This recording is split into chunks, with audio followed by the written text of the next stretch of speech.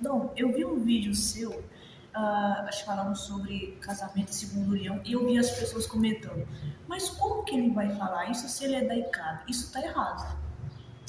A Igreja Católica Brasileira, apesar de ser uma igreja independente, ela tem sobre ela o legado e a responsabilidade do cristianismo e do catolicismo de modo especial. Nós, quando somos católicos brasileiros, não deixamos de ser católicos e apostólicos, né? Nós não estamos ligados à autoridade vaticana, mas existem muitas outras comunidades católicas no mundo, de outras vertentes, que também não estão ligadas à autoridade vaticana. E, de forma recente, todo mundo viu, o mundo inteiro presenciou a Fraternidade de São Pio X, né? que sagrou agora recentemente 4 bispos e que foi excomungada pelo Vaticano. Então, assim, o catolicismo ele existe fora do Vaticano.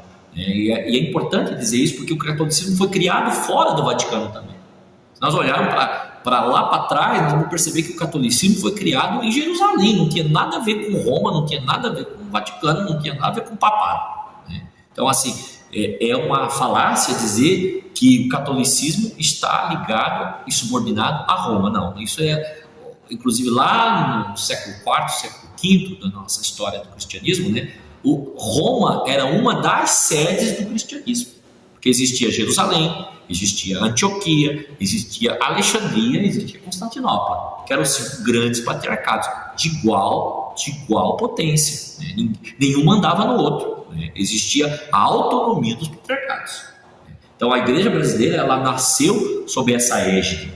Nós temos como um princípio basilar na nossa igreja a autonomia dos bispos. Os bispos são eleitos pelo povo, como era lá no cristianismo primitivo, né? Que o povo elegia os seus bispos. Então a igreja tem isso.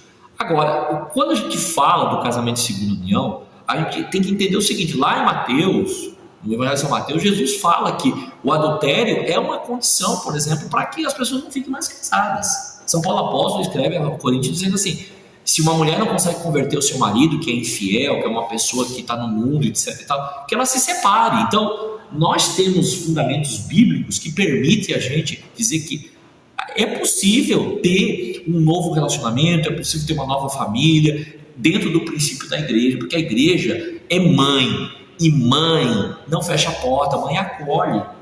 A igreja é a mãe igreja, ela acolhe as pessoas. Então, quando as pessoas dizem assim, a igreja brasileira não tem autoridade, elas não conhecem de fato aquilo que é a história do cristianismo, porque nós temos dentro de nós a semente da apostolicidade, nós mantemos a sucessão apostólica, porque o primeiro bispo, aquele que foi o nosso primaz por excelência, aquele que iniciou este movimento, não apenas a Igreja Católica Brasileira, mas igrejas católicas nacionais, que foi Dom Carlos Duarte Costa, que nós chamamos aqui na nossa igreja de São Carlos do Brasil, porque viveu em santidade, porque viveu o evangelho dos pobres, porque ensinou essa igreja a ser uma igreja acolhedora. Nós temos dentro de nós uma igreja que tem genuinamente a tradição dos apóstolos. É isso, né? Eu acho que as pessoas elas precisam conhecer mais, elas precisam estudar mais, elas precisam perceber que o cristianismo tem diversas matizes, mas que isso não fere o cristianismo. Ao contrário, isso faz com que o cristianismo seja como se fosse um jardim com lindas flores, flores diferentes, né? Cada uma trazendo uma possibilidade e uma oportunidade para as pessoas conhecerem Jesus.